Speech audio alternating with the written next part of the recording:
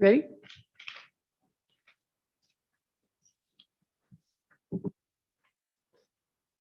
Okay. I'd like to call the order the special meeting for Shafter City Council, Tuesday, April 13, 2021. All members of the council are present, and I'd like to call upon Councilmember Lopez to lead us in the pledge and Councilmember Alvarado in the invocation. Salute, pledge. I pledge allegiance to the flag of the United States of America and to the republic for which it stands, one nation, under God, indivisible, with liberty and justice for all. Thank you, Lord, for this day. Thank you for allowing us, Lord, that we be guided out of our challenges and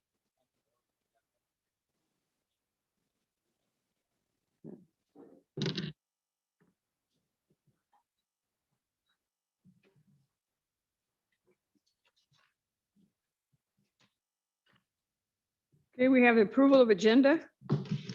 Make a motion to approve as read. I'll second it. I'm sorry, council, the amended agenda, we had to include closed session item number 1.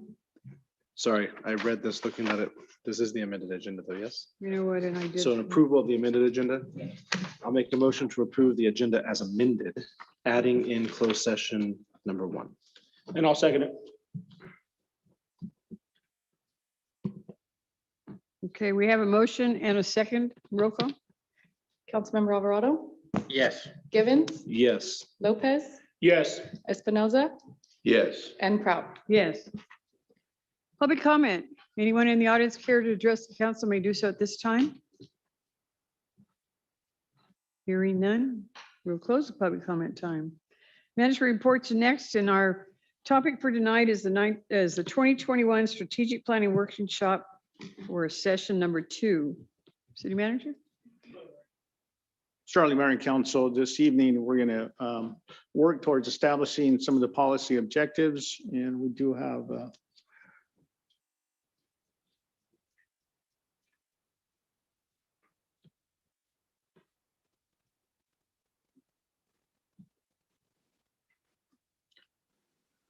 all right, so the agenda for tonight, Mayor and Council, is 1, to discuss and establish council priorities, and 2, along with that, is to then have a follow-up discussion on the reporting method so that we can report back to you on myself and the directors and staff implementing council priorities, staying on the course with priorities.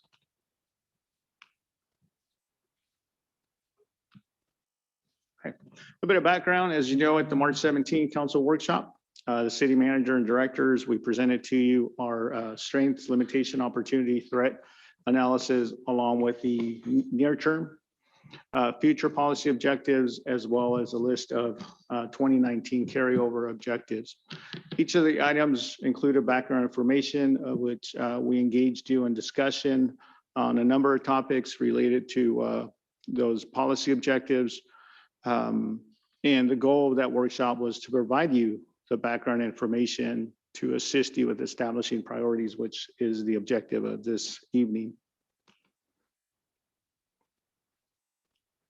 Just to recap, the city does have a vision. It's the 2011 vision. It's community-driven. The 4 priorities in terms of the vision are downtown, economic development, education, and recreation. Being that this was a comprehensive community-led effort, staff's recommending that we do undertake a similar process for a comprehensive vision update involving community members, staff, and others, obviously yourselves, and look to updating our vision for the next 10 or so years and undertake that process. But as you know, the vision process of 2010-11 was a little bit about a 4 or 5 month process over a series of 5 meetings that the community had. And so it's not something we can do in a short period of time, but it is something that we are recommending to you that we go ahead and update that. A lot has happened since 2011 till now. And I think as we prepare to face our future of all the great opportunities that are currently underway, as well as the ones we know are in the near future, and also to identify any challenges and to develop countermeasures. We do feel that we should develop an update to the vision statement. Again, this evening is to work with you to establish a list of policy objectives. As you know, there are a lot of factors, a lot of matters taking place right now that we need to address. Some are internal of projects the city is leading. Others are external related, whether it's mandates by the state or other factors like that that are causing us to respond to those challenges. I'm not going to go into each one of these, but each of these was discussed with you. So this is the list of the carryover 2019 carryover policy objectives. The near term we identify as within the next 12 months, within the next year. And then the future policy objectives, which we identify as occurring in the next 2 to 3 years, as some of these will take a little bit longer period of time. Now, if this workshop was being facilitated, the facilitator would hand you a slip of stickers, and you would have an opportunity to go and put your sticker to each of these items. And then at the end, that facilitator would count which items had the most stickers, and that's how they would basically go down the list and prioritizing your objectives. And since we aren't undertaking that process, what we have is a format that you've seen before. We did this with the planning commissioners and how we went through, and each of you had an opportunity to select. So what we have here is a spreadsheet. And each of you, just like if you had 5 stickers, you would be able to tell us which of these are the ones that you would place your stickers. At the end, when all 5 of you had your opportunity to place your stickers, we would tally that and then identify what those priorities would be. Because there are so many, some of these we're going to highlight because some of them are already underway. But what we want to do is take the top 5 priorities first, and those become our priorities for the next 12 months. Then we take the next set of 5 and then whatever remains. At the bottom, under review city council norms, you as a council, but any of you and as a council have a particular priority or a project that you would like for us to work on, you have an opportunity, obviously, as a council to add. This is what the directors and myself came up with to help guide the process and to give you some starting point. But you as a council, obviously, are ultimately the policy decision makers. And so, if you collectively feel that there's a priority project that you as a council would like for us to work on, obviously, you have an opportunity to add that to the list as well. So, for now, if these are the 2019 carryovers. That's the slide you saw with all the long list. These are policy objectives that you have already discussed back in 2019, that as we were going through that list, we identified, hey, we need to come back to these and get council direction. Are we moving forward with these? Or are we kind of bike rack them or put them in a parking lot, if you will, for a future date? So that way we at least know that they're not just hanging out there. So of the carryover, are there any that you would like to just right off the bat take off, or there's any others that you would like to add that may have been discussed before that aren't on this list?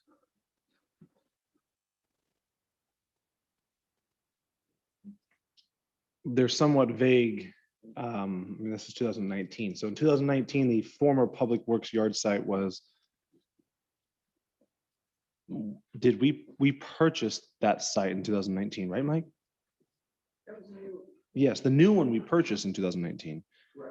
So this was kind of like in that middle, what are we going to do with the old site, but we still had work to do with it. So in situations like that, is that really part of our, this is just for me, so I understand, is that really part of our priority list? Because we know that we need to get that cleaned up and ready for sale regardless. So the direction would be, is this, and when we're talking about what we're going to do with the former site, are we moving forward to prepare it to sell? Are we going to look to do a lease? If it's just do a sale eventually, then the priority would be for us to clean it up and put it on the market to sell the site. that's an example of how we would undertake that. Okay. Does that cost me a chip if I have 5 chips to put inside if I'm playing poker? Does that cost me a chip to put my name on that? If for you it's a priority, then yes. Okay. It was edification of mine. I wanted to make sure I understood where you're going with Right. that. I don't know if I like the idea that it would cost someone a chip because some of it I think is more, I guess in my mind, I think of a matrix, right? Is it something that is easy to do, might cost a lot of money? Or is it something that's going to cost nothing but hard to do? And if we put it in that matrix, what does that look like? Overall, it's something that, are we just going to let it sit there and do nothing because we didn't all feel it's a priority? I think we would all feel we want to make it clean and sellable. I don't want to speak for the 5 here, but I'm using that as a reference to say, I don't know if that it's something like that would take a chip. Whereas something like the aquatic center improvement, we went through this a couple of years ago. I think it was a $4 million proposed estimated budget. And that was one of those, you're going to have to put a chip in moments, right? It's going to cost a lot of money. It's a really big project, high profile project.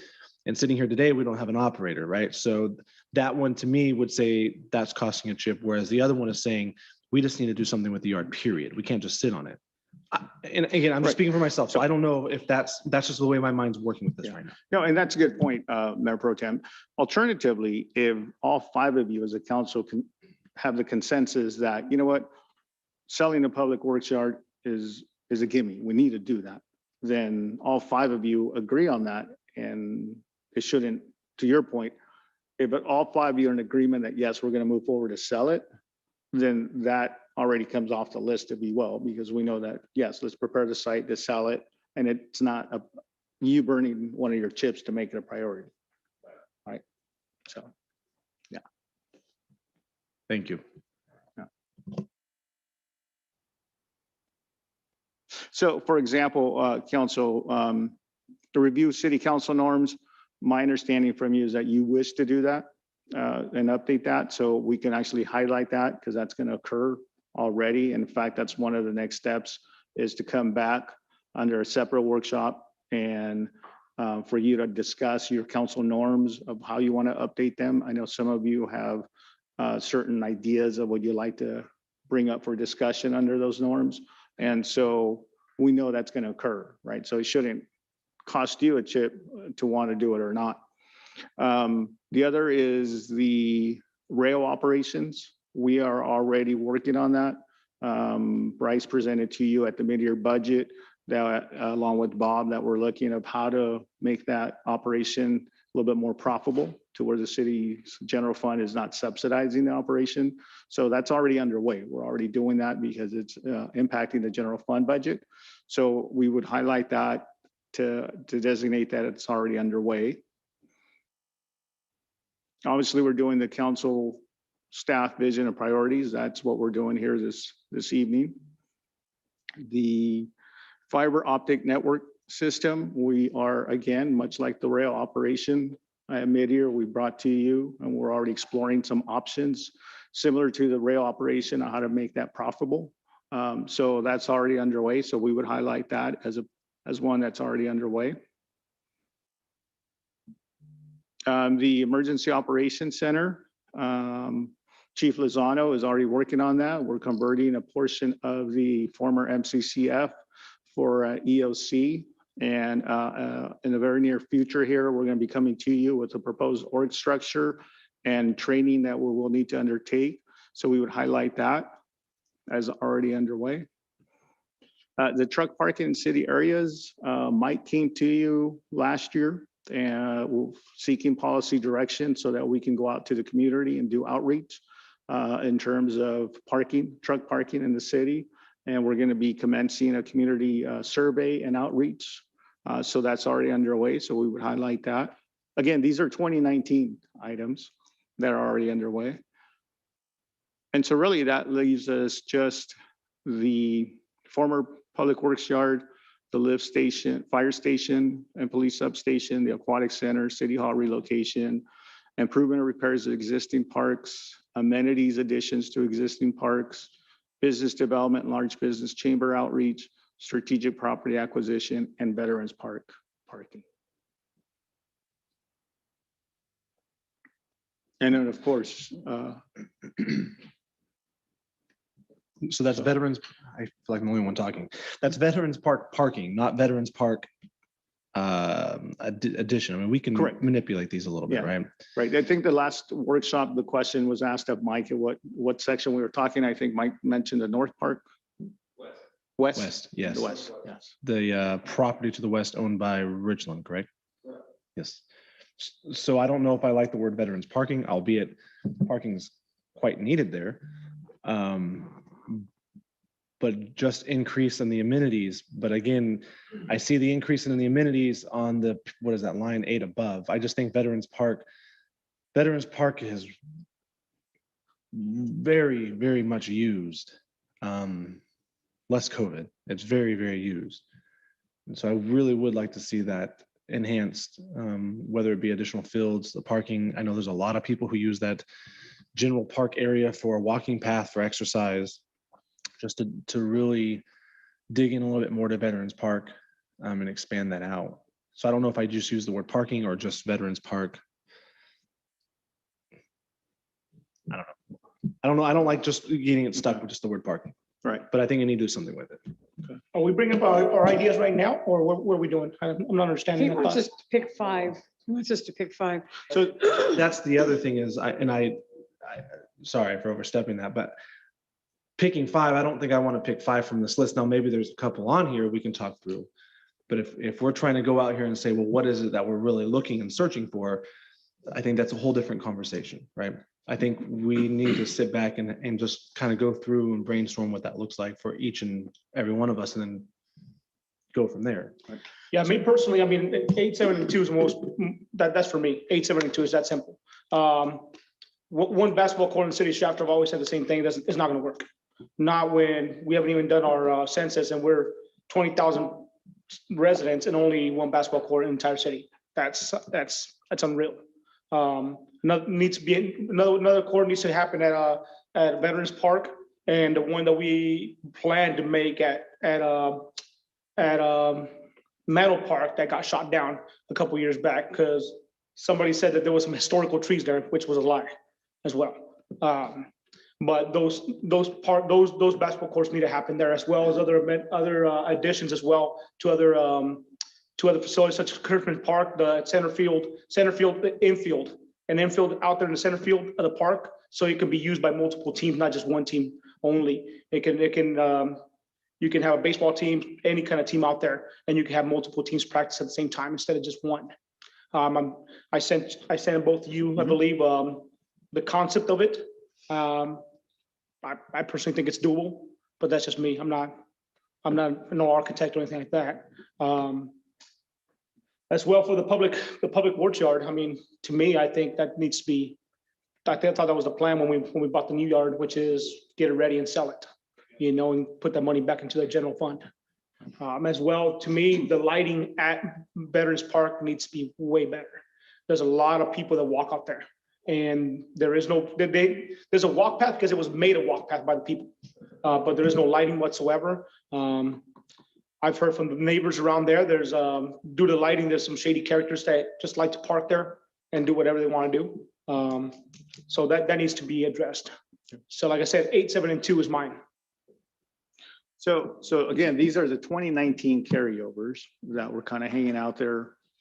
So if we can take one at a time. So the former public works yard, I'm getting a feeling or understanding that your consensus that we go ahead, prepare the site to sell it. Would that be a general? Yes, I think That's a we've fair let the statement. public works yard go for too long and it looks pretty rough over there. I mean, there's litter that's even blowing in there that's just sitting there. That's just on the outside of the fence, but there's no reason to ignore it any longer. It needs to be cleaned up and it needs to be ready for something.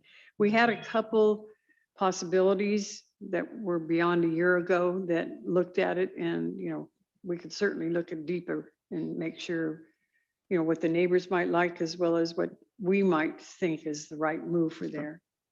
Because one of them was health facilities, and health facilities never go away. And yet, if we believe that it should be a health facility, well, then we can go after it. But we need to clean it up. We need to clean up what's there. So that could be a good one for us. I mean, were you picking out number one also? Yeah, number one is most important. Now, when you look at the next one, Hard to see, it's line 2. line 2, yeah, okay, well, it's the top one. Then the next one is the proposed fire station. Well, where are we standing at that point? I mean, can Chief add to that and tell us what he feels the amount of calls that are going on out there Certainly. versus what we feel like? Can we wait for another year? What do we need to do? I mean, that makes the priority. No, that's a fair difference. question. So Chief, with regards to the proposed substation at Gossamer Grove or industrial or the. Well, it entails also wonderful, right? Yeah. Yeah.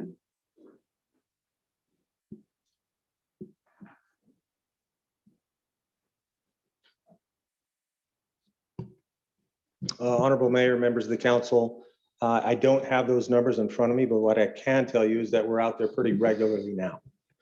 So not necessarily the industrial park, which, we have your vehicle burglaries and a few other incidents out there, but Gossamer Grove proper, we're out there quite a bit now. So I can confirm that. So we certainly should be considering to move forward on it. I mean, we need to keep, we've studied it and we've had some possibilities, but nothing's ever materialized. So, Yes, ma'am. I'm a big fan. yeah. Yeah, I mean, I think it's important. I mean, that is something that has to be dealt with. So, So, thank you. but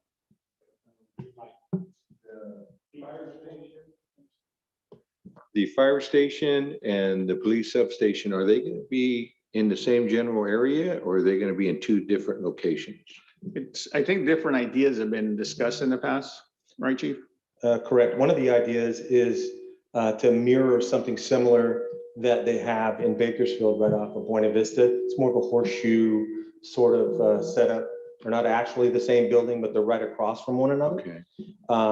But the middle plaza and everything is all shared. So, in concept, it's more of a horseshoe. Okay. But there's also been discussion about a standalone. There's been discussion about 2 separate but close. So I think we can do whatever we want. Well, and it depends on the property too. I mean, if we have enough property, then somebody donated it, we really jump on it then. I mean, that's the opposite feeling is versus we have to buy it. Thank you, Chief. Okay, the next item is the Aquatic Center. Now, So really quick, Mayor and Council, Public Works Director James and I had a meeting with some of the key stakeholders like the Richlands Recreation District, the swim team. I think the only party missing that were unable to make the meeting was the high school. But we do plan to have a follow-up stakeholders conversation that will include the high school. Bottom line is the stakeholders that do use the aquatic center are interested in working out some form of partnership. We have to obviously work out the details in terms of operational cost and to each of these groups. But conceptually, there is interest by these stakeholders to keep the swimming pool open. And they do have plans that they would participate in some capacity on a pro rata share based on usage. So if they use it, certain amount of hours or days or weeks, they would pay an equal amount towards the operating and maintenance cost. So that's what we're talking about. So the next steps that we're undertaking is to, one, assess the capital improvement that needs to occur, the resurfacing. We need to do some work with the pumps and other mechanical equipment like that, get a price tag on that. And then we're also putting together what the O&M cost would be on an ongoing basis. And we plan to come back to you with that, and as well as discuss that with the stakeholders just to see if they're still interested in sharing in some of that cost. So we are doing some preliminary research with the stakeholders, whether there's interest to keep those open or not. So I'm sorry, did you say that all of them that you invited or met were interested in it, or did you mention one group?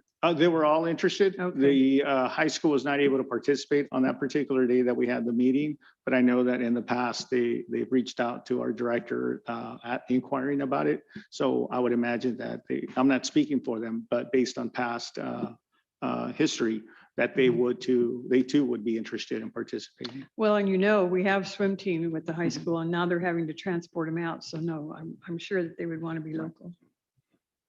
But the Okay. parties over there, again, Richland, the recreation district, this local swim team, they all said they're They're interested. Okay.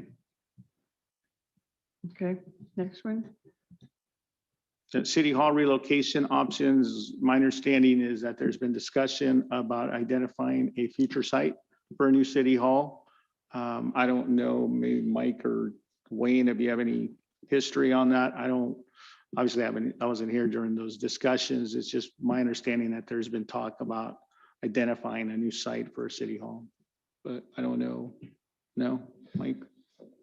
There's been an exercise where we looked at the,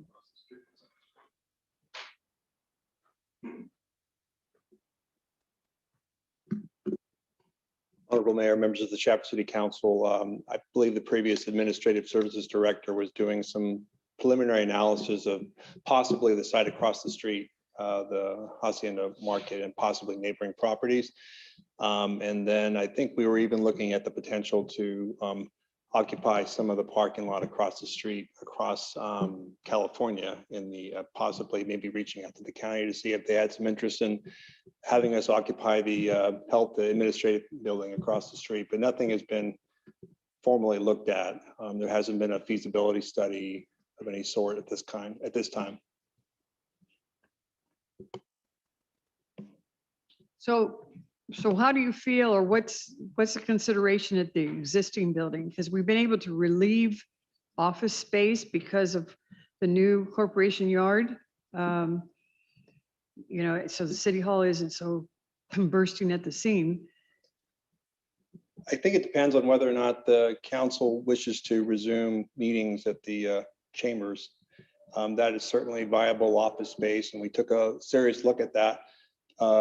We were in the midst of COVID, as far as where to put people like myself and other staff members where we could work comfortably with adequate social distancing. So if the council was willing to resume meetings at the Vets Hall, that would certainly buy us some more time by having current staff and new staff occupy what is currently the council chambers at City Hall.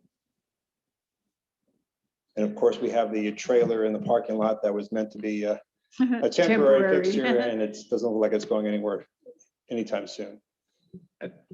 As far as the Vets Hall, I'm personally not interested in continuing to stay here. There's service groups, especially knowing that tomorrow we move into the orange tier. There's service groups that utilize this facility, and I like to see them coming back in here and using that. So I don't think we as a council should be in here. I think we can find a means to get back into the council chambers. So using this as a temporary resource and then utilizing the chamber as another temporary office space, I don't like the idea. Well, and not only the service clubs, the public, there is nothing else in the community that's available for the public use. So yeah, the sooner we can do it, especially when people start moving around again. I think that's important, but the issue with City Hall is trying to find the right location in the property and how we're going to handle all that, because it does take a lot of effort, a lot of feasibility study, as well as the cost that's going to involve in it. So we've been freed for a while, as I said, but we need to certainly look seriously, and something that might pop up, we need to let it be known that we're out there just still pursuing it. 3 years ago, we brought in an architect on retainer. And one of the things he was doing was the aquatic center, but I could swear the other they were doing was City Hall ideas. I don't know that went so far. That is, I don't know how far it went either. And I never heard anything back because it just. I believe got there was a messy. survey where they asked staff to lay out their current and future office space needs, that perhaps the architect was going to compile and develop like a overall footprint of space needed, and perhaps parking and other amenities, but I am not sure if they took it to a higher level than that. Do you know that even previously to that, there was talk of having the Richland School District office together with City Hall. You remember that? I don't recall that. Yeah. It wasn't that far back either. I mean, that's why they went into their mobile unit too and put it over there. But now this situation maybe is a little different and I don't know if that's they a may good not be idea. able to do it. So, but Well, regardless of the site, I think the price tag was going to be substantial. Yes. Right. And I think the approach we were wanting to pursue, or maybe it was just a phased approach where we at least tackled the feasibility study and narrowed our options. And then maybe 2 or 3 years from now, we could consider the ultimate relocation and actually constructing something or right, moving to a different location altogether. right. Thank you.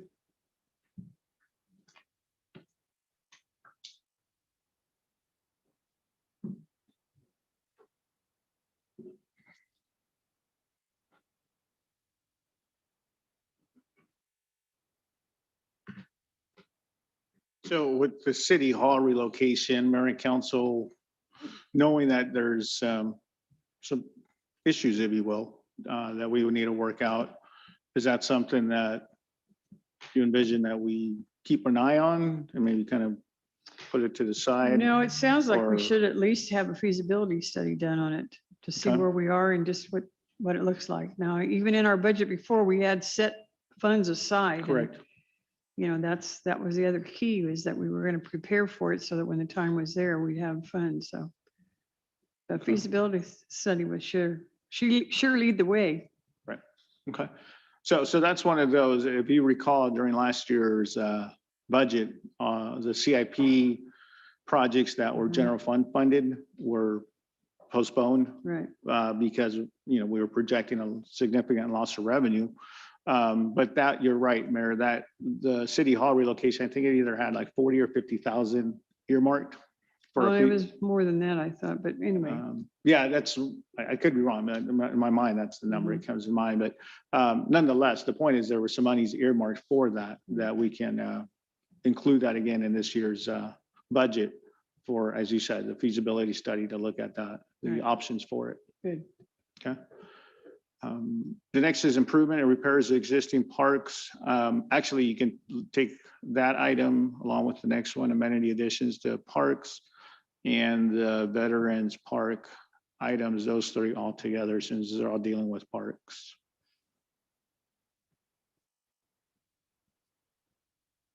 I think Councilmember Lopez, you mentioned some ideas. So. The only comment I want to make on parks is that Mantle Park is enough. There's enough at Mantle Park. We don't want to add any more at Mantle Park. I mean, even the exercise station we're putting up is going to create, I would hope, create some activity over there. And we're already taking away, if you were going to do a fun event, festival or whatever, and Gilbert can relate to that because he works for Cinco de Mayo. And that's the area where we always used for the activities. And so now we've taken that spot away, and I don't want to see us take away. And I've heard others say the same thing, not to take any more away from Mantle Park.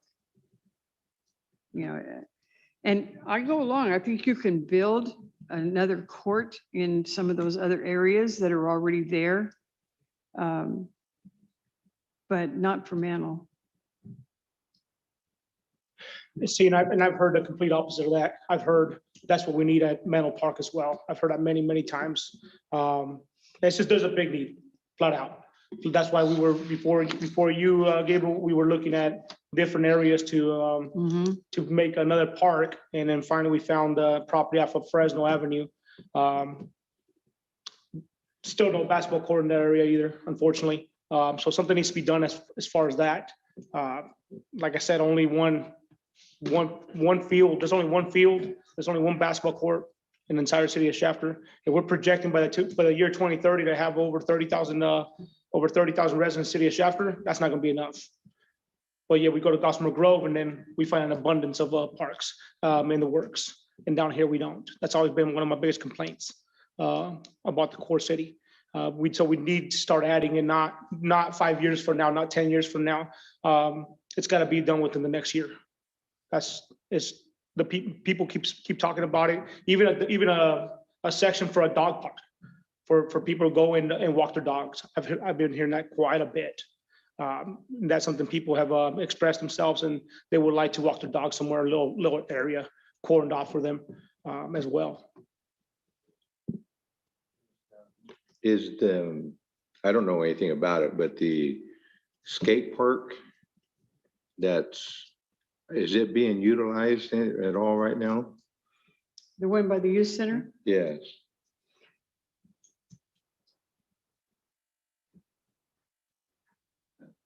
Councilmember Espinoza, we are aware that there are a handful of routine users out there, and we hear about the pretty sad condition of what was then, probably 15 years ago, billed as temporary equipment.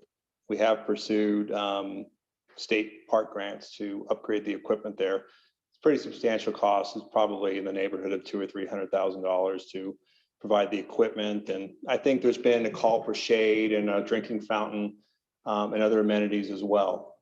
But again, it is getting periodic use, but it is in definite need of attention. I mean, would that be better utilized as basketball courts? No, unfortunately, there's a big need as well for the skate park. When you said skate park, kind of chuckled because it's not even a skate park. It's just it's Play area. it's just an area at this point. Kids deserve better, and they need better. It's not even to me. The way I look at it is that thing should be torn down, but we can't tear it down until we have something else to replace it with for these kids. And they're always.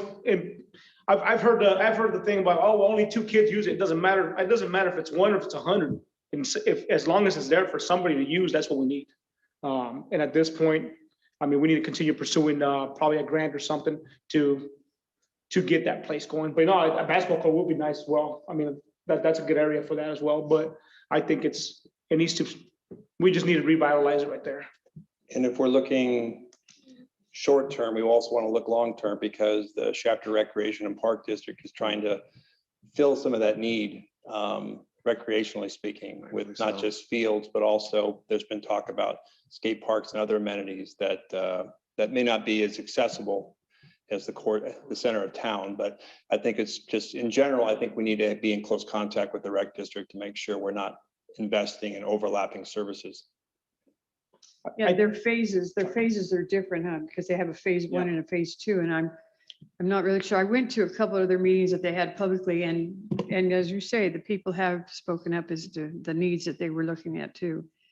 But I think when you, I understand what you say about skate parks, but you have to look at the cost of the skate park versus the use of it. And if you're only going to have 6 people versus 60 people that are going to use the facility, then that makes a difference in where you're going to spend money. So I totally agree with you. We need to keep in contact. That's one of our partners That's for the right. Shafter Rec. That's where I came from. That's right. And the only problem I have is it going to be accessible by the general public, or is it going to be under lock and key? That's going to be the only problem I will have with that. You know, so if there's going to be under lock and key, then we need to have our own. well, I hope they have it open. I mean, they're getting money that's represented for everybody. That's right. I mean, that's something we have to talk about. So recreation is important, and recreation is important whether you participate or you attend just to watch. And I think families that need to come together, it's important. So recreation is definitely important. Hey, Mike, you guys did a survey in regards to what people want in parks. What were the items that they were looking for the most in general? I mean, I presume I deal with kids often, so I understand that there are kids who like skate parks. I get that. We went out there to the skate park before. We were supposed to meet kids there. We had one show up to talk to us. And even the one who showed up to talk to us said simply, there's not a lot of people using it anymore. So I don't know how high up skate parks is in the list, but if we look at what are the residents asking for, are they asking for skate parks? Are they asking for basketball? Are they asking for more soccer? What are we asking for? The one that comes to mind, ironically, is lighting. Some feel that we have the facilities and the amenities, but it's not safe to use after sunset. And so we've heard I don't have it in front of the survey in front of me, but that's one thing that stood out to me, which is why we've tailored our past CDBG funding applications towards lighting. both recreational and ornamental lighting along the walkways. Yeah, I've heard a lot of the lighting, a lot of the folks who do a lot of walking around back to Veterans Park. And you are correct. That's not a walking path, but they've made it their own. It's still a dirt path that gets thrashed with the weather. Yeah, so exactly. It's school property, but they've made it their own, but there's no place for them to walk. There's no lighting for that area. So I can see lighting being an issue, but if CDBG is going to fix, I'm just speculating, if CDBG is going to fix the lighting, then are there amenities they're asking for that are coming in after that? I will agree here that saying, I know a lot of folks who look for a basketball court, and I know a lot who will jump a fence to go to the basketball court because the only large enough accessible basketball court isn't accessible unless you jump the fence. And it's unfortunate. They used to keep that gate open, but they don't do that anymore. I guess I get it. But that seems like something that there's a lot of people looking for and we don't have any of. Yeah, I recall that as we were vetting park grant projects, we had the Walker Street triangular piece as kind of an opportunity, but we ran into issues with the owner not wanting to sell it Correct. at an acceptable price, which is why we steered the court towards Mantle and got some definite strong opposition. I think the term is quiet park. They want to limit the amount of activity that's there on a regular basis. We have conceptually drawn a basketball court at Veterans Park, immediately north of the memorial. And I believe you can expect a price tag of $300,000. Bells and whistles, probably up to $400,000 if you consider lighting and multiple courts and different the multi-court option where you can mix in volleyball and potentially other activities. But that footprint has been identified, and we haven't we've set that space aside for when the opportunity and the budget is ready to proceed. Excuse me for asking. I mean, I don't know, but it seems like we have, the schoolyards are locked up, but we do have the gymnasium over by the aquatic center. We have the old gym at the high school. I'm not sure. I've never been inside the facility just south of the Kirschman Park, the youth center. I don't even know what's inside there. Is there a basketball court inside there? I believe there is. This one. I wouldn't classify it. The floor is more like this one rather than a Okay, hardwood floor. but we have areas that have basketball courts. They're just not accessible, correct? Right.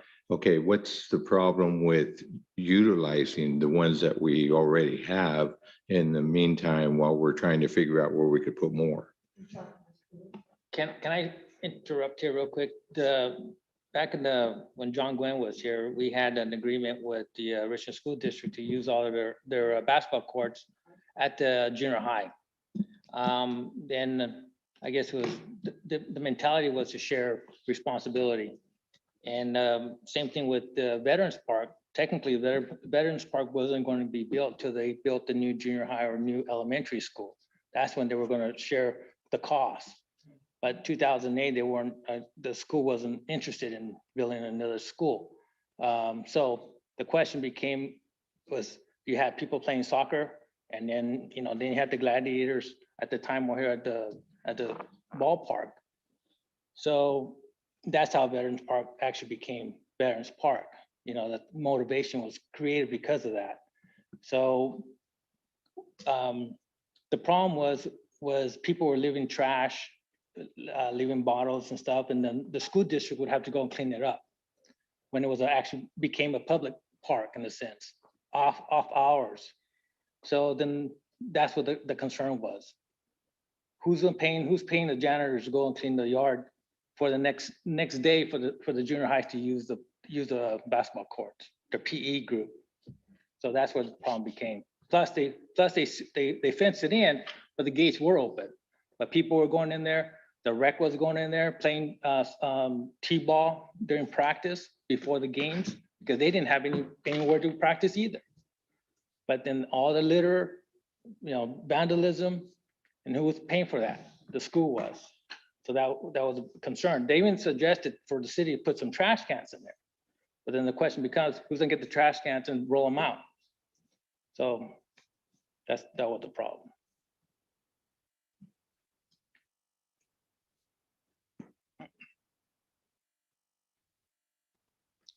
So with this said, now what?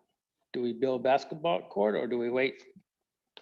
Put it back on the shelf and wait to see what the rec does, or I guess that's the big question now. Well, I mean, perhaps another option is you have a broader discussion beyond the aquatic center with the recreational stakeholders as far as Yep. resource sharing beyond the aquatic center. Perhaps there's things that we can contribute as a city for safe, proper access to some of these facilities that have been locked out up until now. So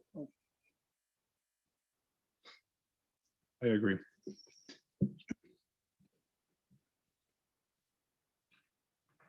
I would also say that, you know, part of this conversation, we're starting to move into this idea of strategic property acquisition. I don't know if that's a wise conversation to have right now. Gabriel. Because the more we talk about parks and the more we talk about acquisition of land and what we want to do and potentially where we want to do it, I don't know if that's something we want to talk about here.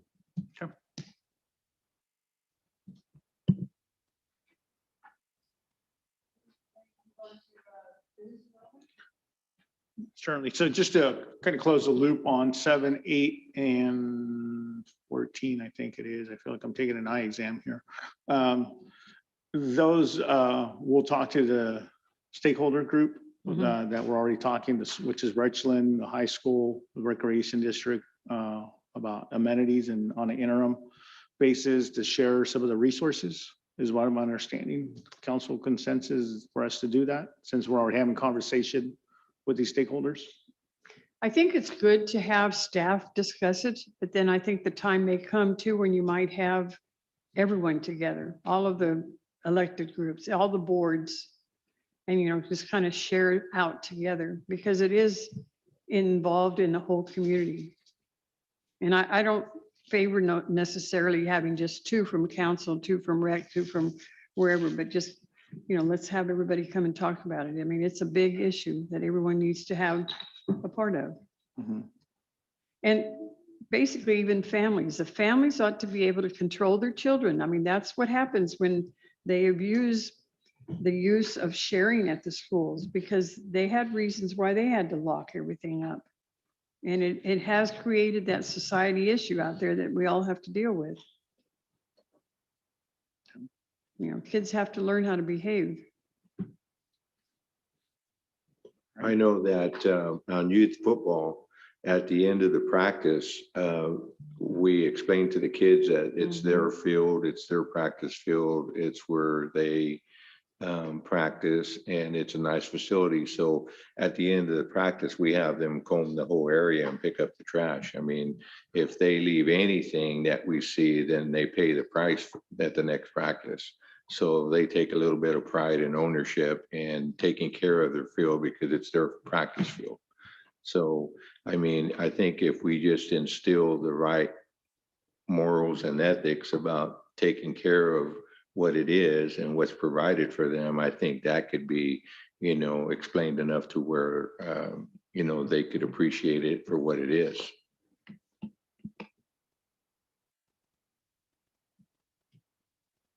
Okay, so my understanding is to go ahead and still talk to the stakeholders. At some point, you as a council would like to have a joint meeting with some of the other boards to have discussion on some of these topics. Yes. With regards to some ideas, Councilmember Lopez, I just want to close the loop here, mentioned about the infield baseball. Is that something that? That is correct. That's something I would like to see. And besides, like the basketball courts, like I said, that infield out there at Kirchman Park, I believe it's the northeast side of the park. Is there a council consensus for us to do some? Well, at least that's Costing under and our things like that. control. It's under our control. We can certainly, you know, expand that out. I know he and I had mentioned something before about sharing that with more fields, and I had never visioned it that way, but you know, if it'll work, let's do it. Okay. At least it gets used. And again, that's the only softball or baseball field that we have. Yes. That is not behind a lock and key. And theoretically, the only people who have a softball field here is the high school. No one else has one except the one at Kirschman Park. So we need to look at that. Mhm. And I mean, having done that before ourselves, the price tag wouldn't be extraordinary either. It's some, I mean, grading dirt, infill dirt mix, probably move around some plumbing, stuff like that, of that nature. So it's not, I mean, I wouldn't say it's $100,000 project, but I don't know the prices of these things, especially when it comes down to the city. But I think it's very doable for a good cost. Mike, you, in the financial presentation that we saw 2 weeks ago, a week ago, whatever it was, I think it was last week. So there was a note in there about the Prop 68 grant and that we are receiving that. That is true? We haven't been recognized. No. Well, there's multiple Prop 68 programs, two of which we have received. One involves the outdoor fitness court in Mantle Park. Correct. Another one is build the land and water conservation fund, which is awarded for Mantle Park improvements. I Mhm. think that'll consist of an irrigation system upgrade and possibly covered picnic areas. But those are the awarded portions of Prop 68. The big production we had in North Shafter, which is valued at 3.8 million, that we just submitted the grant, and we'll probably know a little bit more. We'll hopefully know by the summer what the outcome of that application is. There was one for $250,000. That is the local match of the LWCF grant for Mantle Park. The total project is valued at Okay. 500,000. And so that It's includes, a 50-50 grant. that includes the fitness area plus the No, upgrades. the fitness area is fully 100% grant funded. The price tag is about 190,000. Okay. And that'll include replacing the ball court sand and nets, Oh, thank which God. is in the works right now. But that's fully funded, fully grant funded. And so that's 500,000 that theoretically that's slated just for Mantle then. That's correct. Hey, Mike, I'm talking about parks. What are we gonna do with the skate park, the one that we call skate park? What's our goal to do, or what's our plans, or as far as, I know we had talked about that being a skate park, and the reason the kids weren't going there anymore because everything was broken, there was no water, there was no shade, no restrooms, but it was considered to be a city park. So. Before we, Councilmember Alvarado, before we invest city funds, we might want to consider reaching out to the users of the facility and not only gauge their interest in the types of equipment they'd like to see and what their overall issues are with the current facility, maybe whether that facility makes sense for them, if it's too far south and if they would prefer to have something centrally located. I have heard that that location, the access to that location is not, desirable, or it has been an issue for some. But if the location is preferred and is the most feasible one to maintain, I think we need to talk about or consider above ground new structures that you could mount to the concrete a little more effectively, that don't consist of metal and plywood. Perhaps there's some prefabricated equipment that we could purchase and install there that are probably a little more resistant to the elements. And quite frankly, the vandalism is a big problem out there. The problem with equipment that's out there right now is that's easy to manipulate, and the users of the skate park have manipulated it to do different routines, and by doing so, they're making the overall condition of the skate park unsafe. And of course, there's the vandalism and there's the lack of lighting that we need to address as well. So past grant application, or at least the past Prop 68 grant application, identified lighting, equipment, and a shade structure. But perhaps some modest equipment purchases that Public Works could install could suffice short term as we look towards a long term. I think for the most part, that equipment was, I guess the city had bought that when the skate park was at the tennis court where the district office for Richmond School District is at. I think they just moved it over there. And that's how long that equipment's been out there exposed to the weather. So I know that the trouble out there, like you said, there's no lighting, restrooms, water, shade. That's probably why there's not too much activity, but just at nighttime there is, but then you can't see. Mhm. I know the concern was just in case the development of some kind of structure or just, what is it, towards the empty lot there, if they would sell that and have some kind of business development and then having a skate park hidden behind, in a sense, like of an alley or something, that might be a little risk, challenging. I mean, I don't know. I'm just trying to see what we could do with that piece of slab there. Basketball court was a good idea at one time. It is a pretty structurally sound Yeah. concrete pad, I can guarantee you. And Yeah. I think a basketball court, I think you have the footprint for one, possibly two courts in that area. It is a pretty expansive site. What was there before? Do you know by chance? Not off the top of my head, Mayor Prout. It's Yeah. always been vacant? Okay. Hey, Mike, I got one last question. In that proposed park on Fresno and Santa Fe, is there a skate park in the works on there? There is skate equipment, Skate equipment, okay, right? that answers the question.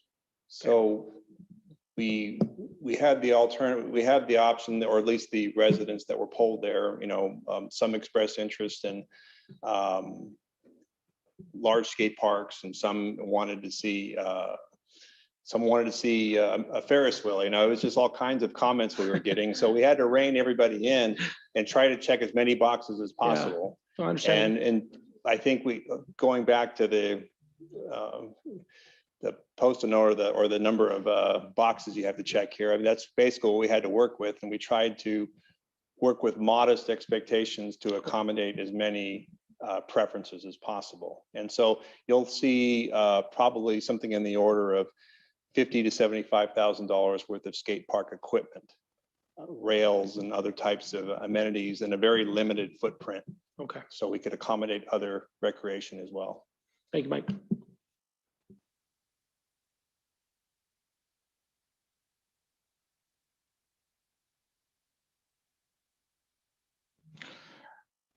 So going back to strategic property acquisition, we just annotated parking lot, meaning that it'll be a separate conversation at a future date. Okay. With the business development, large business chamber outreach, Bob, can you step up really quick and just a little bit of background on that? And Honorable Mayor and members of the Shafter City Council. The business development and large chamber outreach was something that was kind of halfway established before I got here.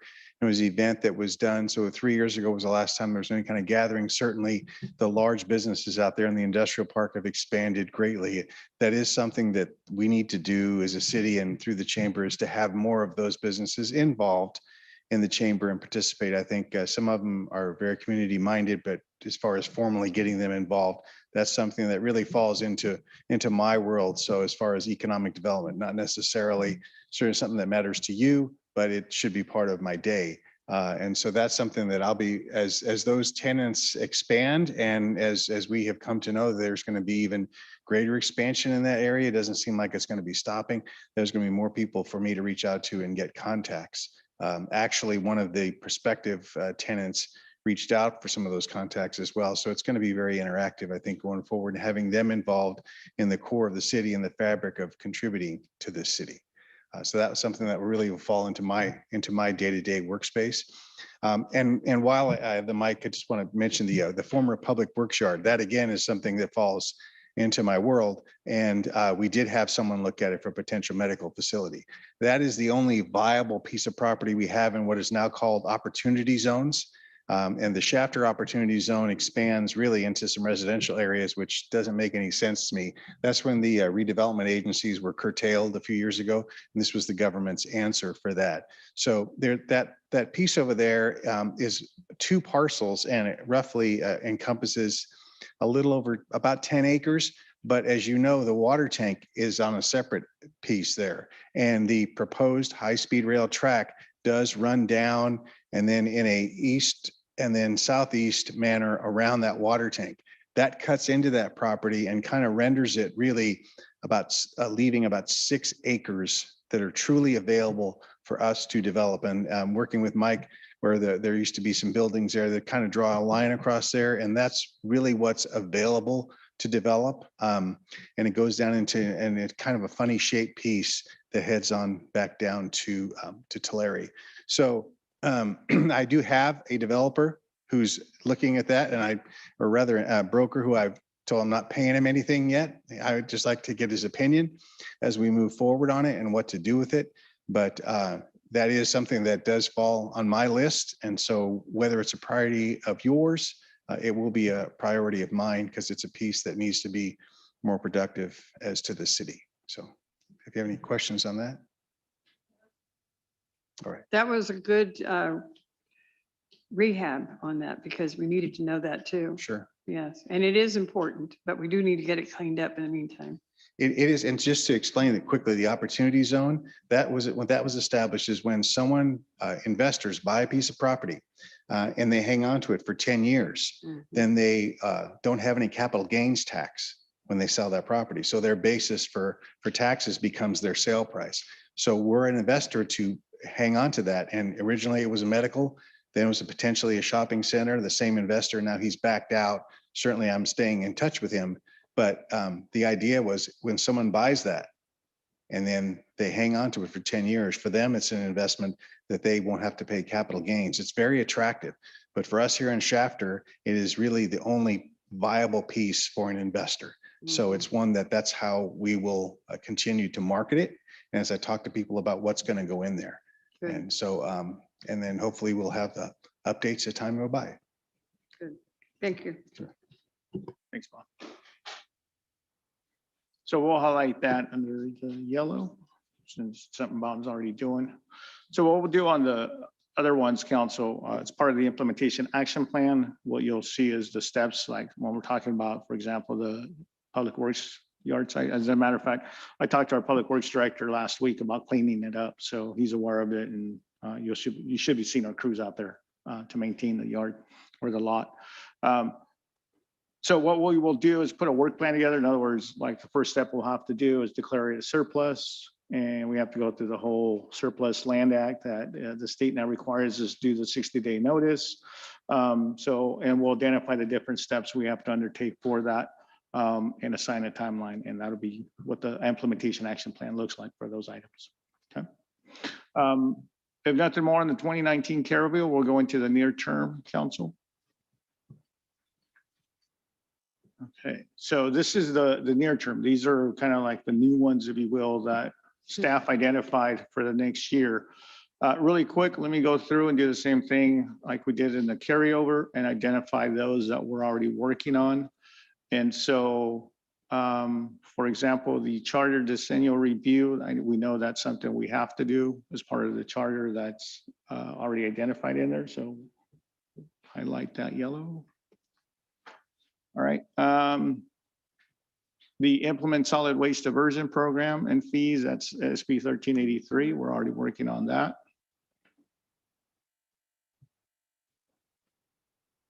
7.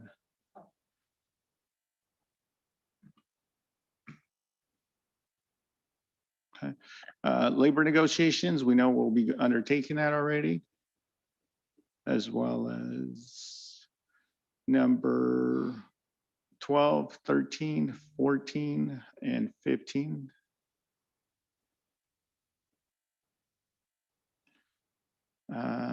Yep, the ad hoc committee, they met yesterday. 19, we'll be coming to council with that draft proposed plan, I believe, the next meeting or two. And then the learning expansion, we know that's underway as well. Okay, 11 and 17, we can combine. I mean, it's basically the same. The SEDS will encompass our strategic plan.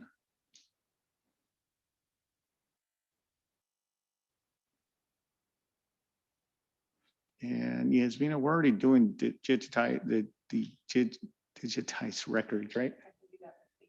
HR? Yes, okay, so we'll highlight that. Is that the same as 3? Automate.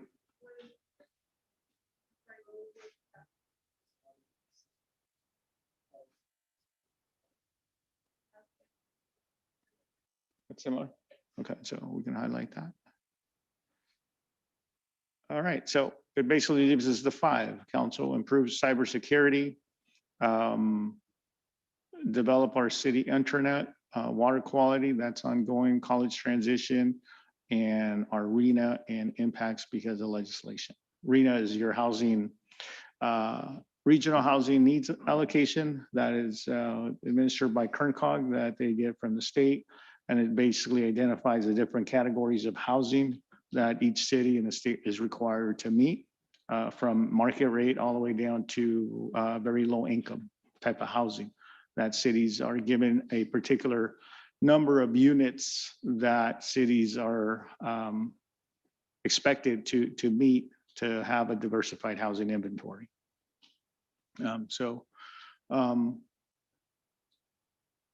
Council, this is where you can prioritize, you can either use one of those virtual stickers, or you can kind of take a similar process like you did with the carryovers and have a discussion among yourselves and agree where you fall as a council consensus. Scott, what's the intranet? It's more than just a website. It's, I presume, a landing place for staff. What is your ideas there on that intranet?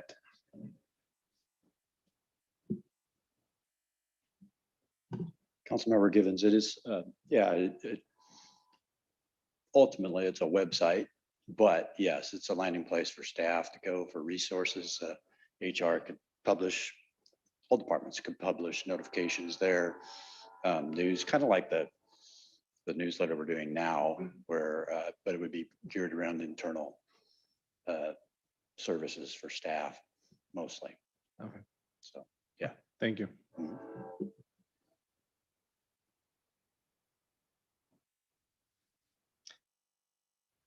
Any of the college tuition, any of the education, put a chip in it for me. I'll take that one all day long. I think growing our education is important. Having the education partnership is really important.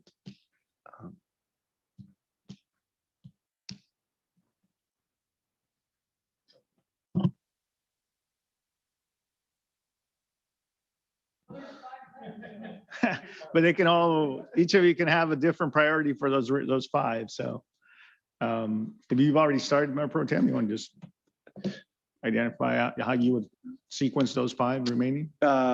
Yeah, I think education is important. I think housing is important. So you can go on the next one for me for the housing. Water quality and conservation objectives. I think water in general is going to be a nightmare in the next. Are we going to go 1-1-1 for all of them? Okay, so I can just give you, here, I'll just give you 1 on development of the intranet and then 1 on improved cybersecurity, and that's all my 5 chips. Hey, all 5 of them. The cybersecurity is going to be a bit more important than the internet. Sorry, Scott.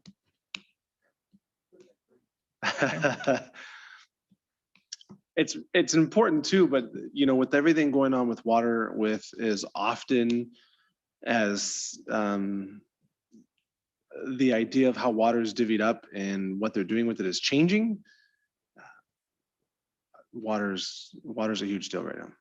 And you know, everyone talking about the fact that this is a drought year is just going to make it that much tougher.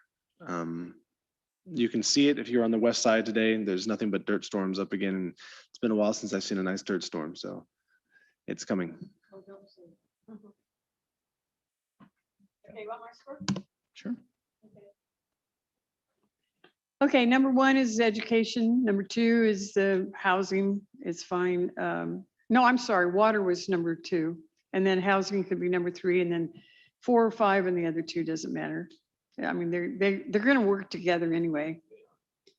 Okay.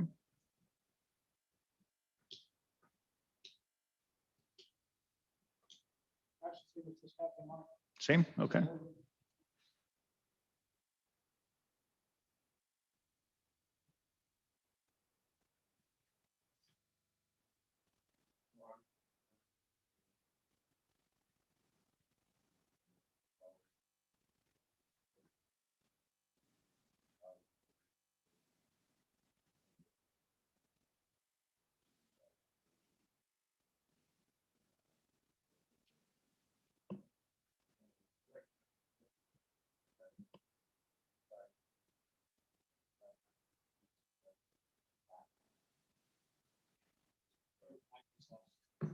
Pete, your mic is off.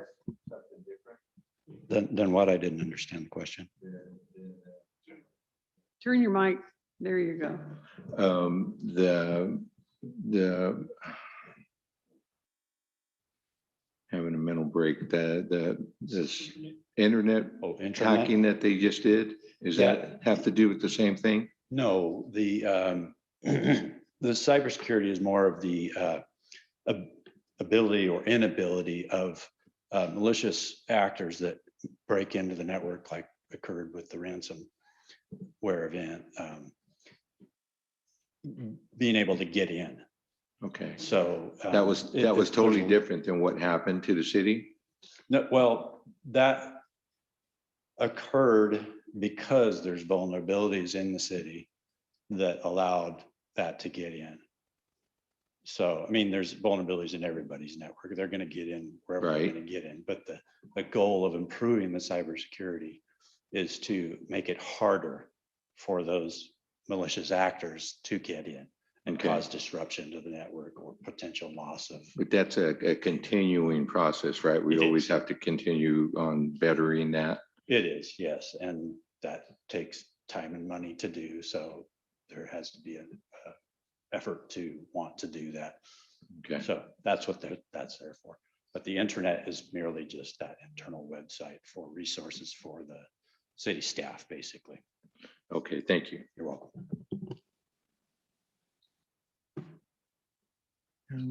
Councilmember Alvarado.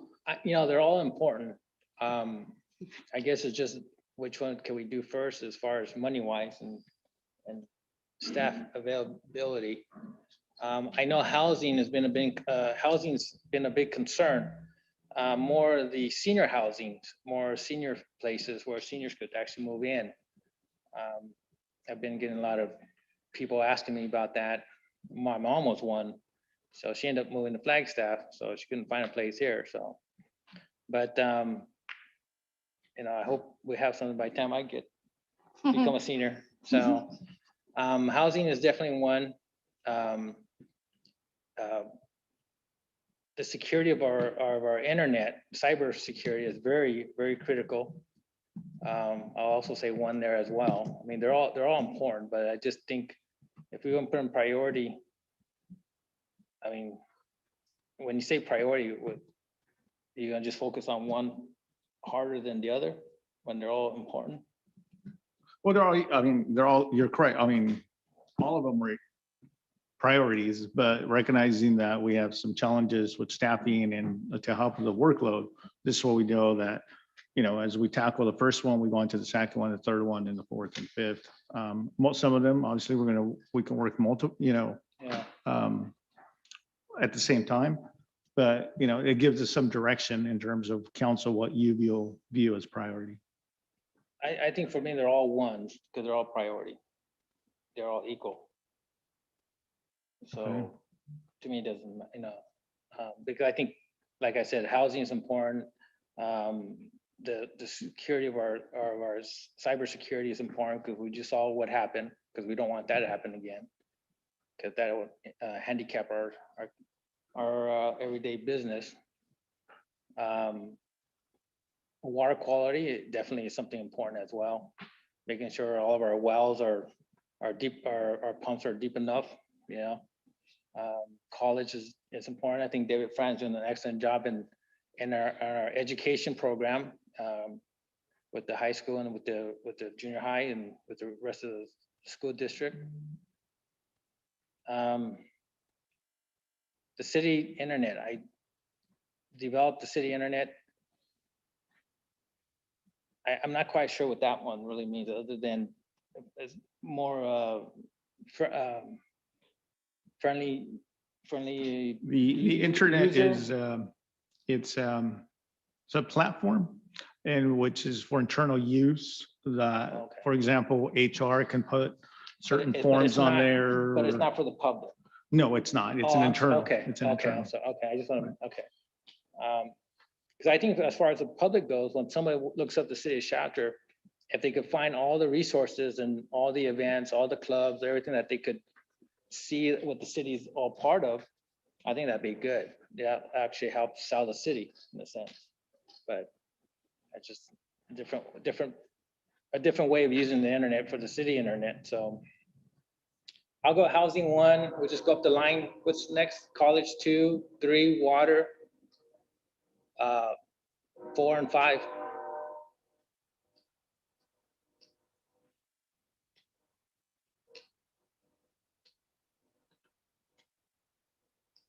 Okay, so just in terms of ranking, college tuition,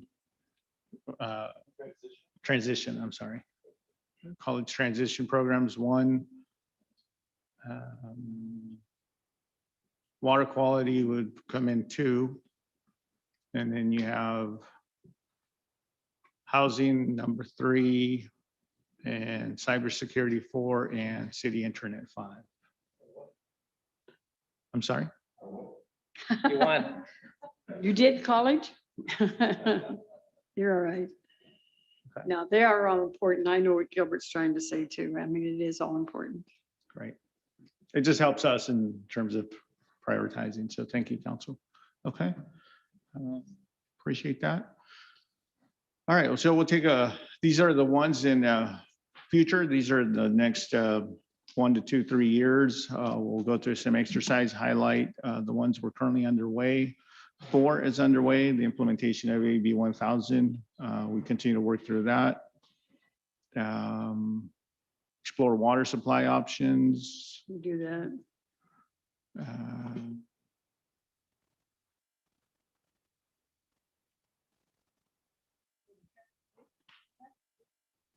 We're working on that. That would be the cargo Yeah, study, for it's example. already being done Yeah, regionally. Right. Mhm. Mhm. 12, we're already working that.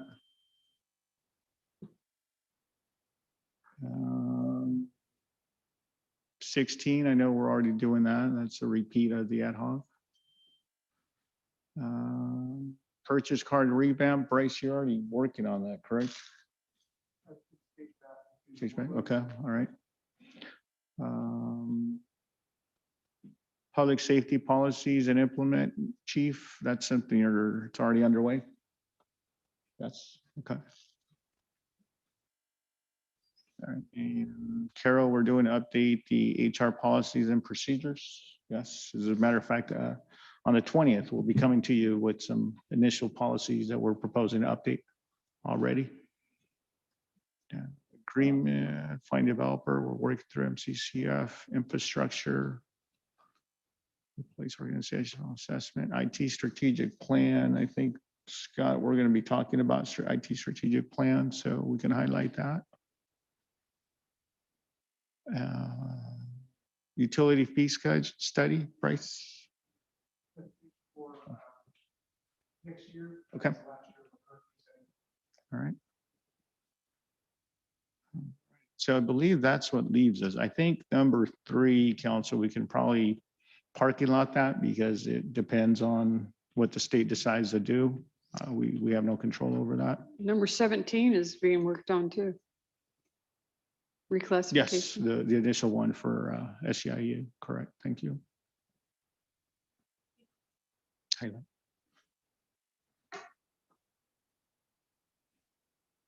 Okay. I think that's it. And then, of course, council, if there's any projects that you as a council wish to add, this would be a time to add as well. So. Will you expound on the alternate service delivery options for transit and what you're trying to say there? Certainly, one of the things we're looking at is, transit operations requires us to do a lot of monitoring and reporting both to COG and to the state. So some of the options we're looking at is how do we keep the transit operation still to be ours, but is there other alternative service methods, whether we partner, say, for example, with a local city that also has theirs for some of the reporting and monitoring? Is there opportunity to partner with the county for them to operate, but we still provide the service? So it's looking at exploring how do we reduce that workload with the required monitoring and reporting, if there's any options on that. Well, that's something that's always ongoing anyway. Correct. Mhm. Yes. So we can highlight that. And then one more for my edification, the agreement with Chamber of Commerce. Just to memorialize the arrangement we have of where we provide certain in-kind Gotcha. role, and then, you know, what the role they play. It's just basically more of an MOU to identify each other's role of what they do on behalf of the city and what the city will do in terms of the in-kind service. We've gone through and done some research, and from the time the city took it on, we don't have any type of document that would memorialize each other's role.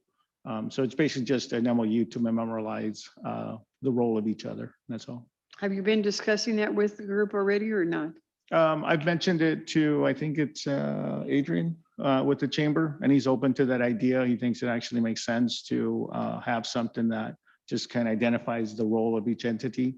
And so it'd be something that obviously would require further discussion, but something he's open to. So is the group itself willing to expand some of their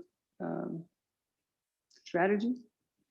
I don't know, but that's something that we as a city could talk about in terms of what we would like to see from the chamber. I know you have mentioned in the past, the chamber had an active role in the business attraction of working with business development and economic development.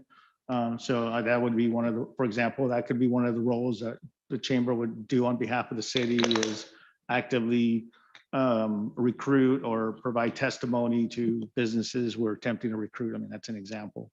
But according to Adrian, you know, they're open to working together and maintaining that partnership and having discussion of what that looks like moving forward. Okay.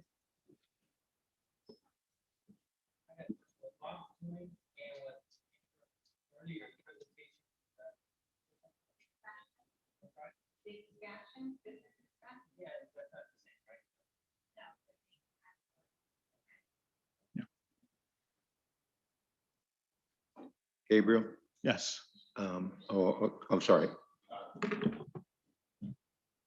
Councilmember Rob brought up that, yeah, it kind of dovetails there, getting that, but I know that I've been involved with a few of the chamber meetings. I try to interact with them, and they're always interested in hearing who I'm talking to and what we're working on. And so, and if you go to the website, if you haven't been there, we did add in the past year, based on the survey that we did last spring, I think it was April, May, that we sent out to business owners. We took some of those requirements or suggestions that they had, and we worked together and with the chamber, and then they've been added to the website. So if you go to, and I think I might have emailed everyone, but if you go to the chamber website and you go to under the business section, it will break out connections or the chamber members under different categories and how to use them for services to try to promote more internal use. And so that's been expanded quite a bit in the past year. And then when I'm talking to someone, I always allude to that is a resource for our local business people. So I think working together with them, we've expanded a little, but there's probably a lot more we could do. And if we had more members in there and working with them, that would probably be good. But I've been a little more active with them and will continue to be. Well, and that's needed now for future. I mean, that's a good direction for future. Absolutely. And it Mhm, just kind of mhm. pumps in with it because let's face it, a lot of the chamber was involved with a lot of events before. And I think the not only business development, but workforce development. Right. We can begin to expand that with various connections that we're hoping to as part of our overall, because workforce development is economic development. So we're hoping that with the chamber, we can kind of work together more with that, make that more interactive and me be involved with them as far as a part of the city. Well, and it expands what we're trying to do to include more people than involved in it. Yes. Yeah, it's good. More contacts, more conversations, Good. and more of that. Thank you. Yeah. Keep on your radar, the core city. Just keep on your radar, the core city. That is my, Businesses. that is my concentration. Stay where you're at then, because one of the things that I don't see on here that I'd like to see on here is that developing a city core business plan, but not just Central Avenue, talking the whole core, right? Expanding that out, and what does that look like? The type of businesses that we have coming down, we're seeing redundancy in businesses. I don't need to say much more on Central Avenue. You're seeing a ton of redundancy that doesn't need to be there. What does it look like? How are you able to park? Do we have events that we can do to help bring in people to help? There was something that was said, I think it was 6 months ago, about buying local and supporting Shafter and being Shafter strong, right? And so I think having the opportunity to help showcase businesses and farmers markets, things that we used to have, I would just like to see a stronger push on how and what we have going into our core. Not just you have a business, you have insurance, okay, here's your business license and allow them to go. Just having a little bit more structure in what businesses we're going to allow in that area and what they bring into the core. Well, as City Manager Gonzalez mentioned, we are working on the strategic business plan, economic plan. So that's certainly going to be part of it, because that is an area, it's certainly central, starting at the down 5 points up to where Old Brookside, soon to be car wash, would be that we know that core area really does need to be worked on. So it's hopefully as people now are willing to come out of their buildings, and some of the ones that I've interacted with and talked to, ideas such as parklets and some of the things that we've seen other people doing, but trying to get, I think the ones that I've talked to on Central, that I've gone in the shops and talked to, just going to do a little more of that and get their ideas, because I've stood out there on the sidewalk and asked some of them, what do you think? What should we do? And I think just that elevation of activity and just the thought process of what are we going to do out here that's different. But I mean, I welcome any input on ideas on that. We've always said that. Expand it north and south. Don't just get Yeah. stuck on Central, but expand that north and south. I agree. We got to start somewhere. I know, I agree to that, and I think it's a good place to start. Mhm. But whatever that plan looks like, it doesn't need to stop at Brookside and start at 5 points. It needs to know that is a testing area, a training ground, if you will, that we can work through and then continue to build that out. Agree. But I know we've talked about it, but if we're going to talk future and long-term policy, that's not something overnight that's going to occur. And I really feel like if that were up here, that would be my number one.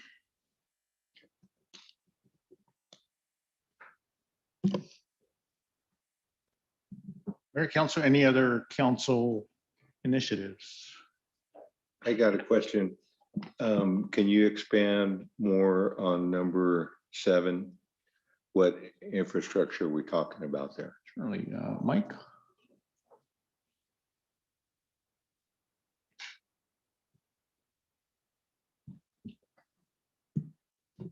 Councilmember Espinoza, all of the above. I think the things you can see, the streets, the curb gutter sidewalks, all reaching their useful life, as well as the things you can't see. So water distribution pipelines, sewer collection systems, all replacement costs for the infrastructure we have, as well as expanding our infrastructure to meet future demand is something we need to stay ahead of as a city. Do you have a list, like your top 5 that you would address first? Top 3? Project wise? Well, I think the street infrastructure and traffic congestion and traffic safety are what we're trying to put on the front burner with the upcoming fiscal year budget. You'll see projects like 7th Standard widening or 7th Standard resurfacing between Santa Fe Way and Highway 99. You might notice that the Shafter side of 7th Standard Road, the number 2 lane in particular, is starting to deteriorate.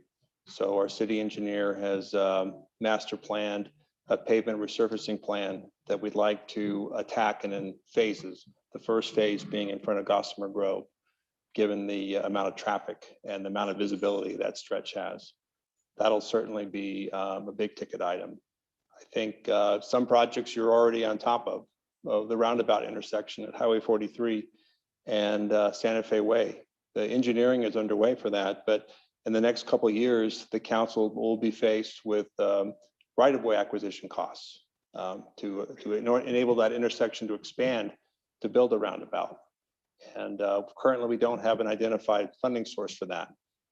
The arrangement we have with Caltrans is that the city is taking the lead on funding the engineering, even though Caltrans is performing the design with city funds, as well as the right-of-way. Beyond that, Caltrans will fund the construction of the project, but we need to have the design and the right-of-way, obviously, in order to progress towards getting that built. So I think in general, the theme will be street infrastructure. I think we have a good foundation and funding identified for water and sewer infrastructure, but I think the challenge is getting up to speed with the street needs, both within the city and regionally, the regional projects that are of interest to us. And these are the ones that you're already doing, the sewer manhole coverings and the water tank and all that. This is all in the same group of things. Correct. These are projects that are identified in our capital improvement program. Some projects that we'll discuss in the very near future have not been identified in the capital improvement program. We'll need to put that in there and work towards accomplishing those projects. Okay, thank you.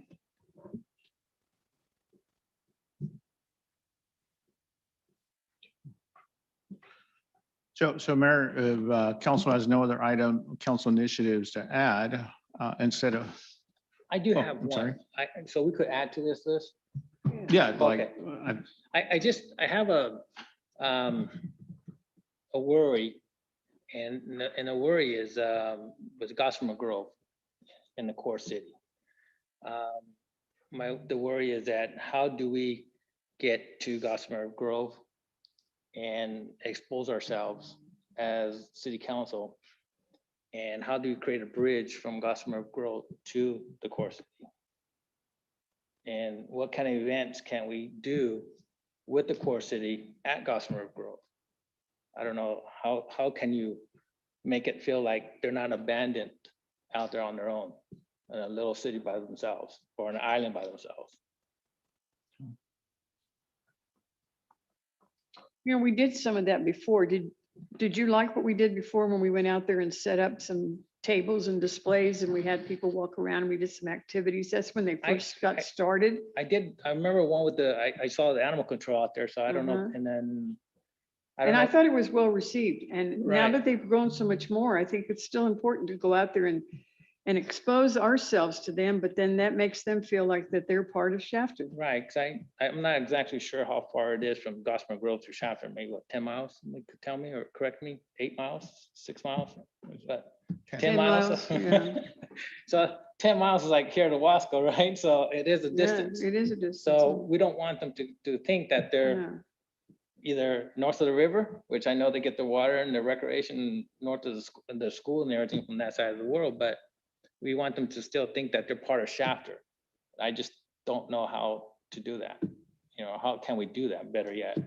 so maybe just to give it a title, maybe like a city hall substation kind of concept where, because one of the things we've talked internally at the administrative level is at some point to start housing some city hall staff out there certain hours or days of the week to kind of provide information to the residents out there, whether it's animal control, whether it's police services, whether it's yard sale permits or whatever it might be, is to start bridging that from the city hall perspective.